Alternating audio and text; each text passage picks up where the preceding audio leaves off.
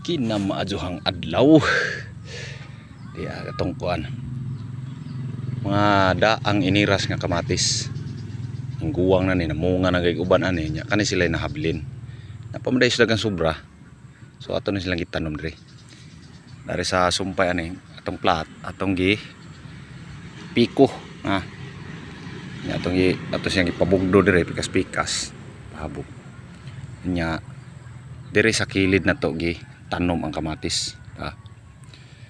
Kay ug managko na ni sila ato ra ni siyang isandig diri sa kuan sa pinabugdo nga plat na to din tabunan arong murag mo toy idea gihatag sa Facebook no nga ilubong ini kataas niya murag itumba bitaw tong kamatis kay tabunag yuta kay arong mas daghan ang gamot nga mo gawas mas mulambo ang kamatis na to.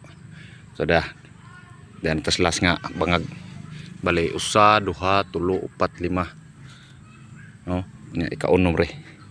So gilawom na to ang bangag di atay katong organic fertilizer mo na ilas na nga atong butang kay butan na to uban atong bangag ato na siyang ibutan sa pinakalawom sa bangag nya tabunan na to yuta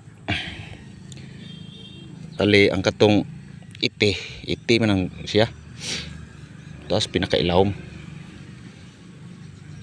tong tabunag yuta na and then usa na to itanom agatong kamatis apa man kari lang dako may itong piliog may ito itanom.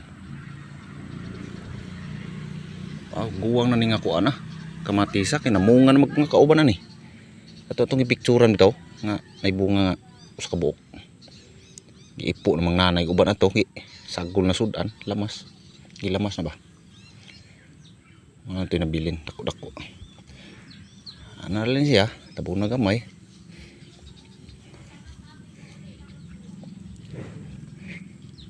bisan ano siya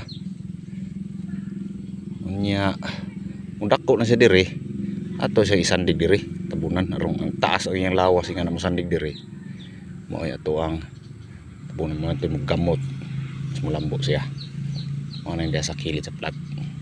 Okay, so natay bagong tanom kamatis ay unom sakto ni pang konsumo ba lang diba tayo tubig na to ni bisbisan may lain the best.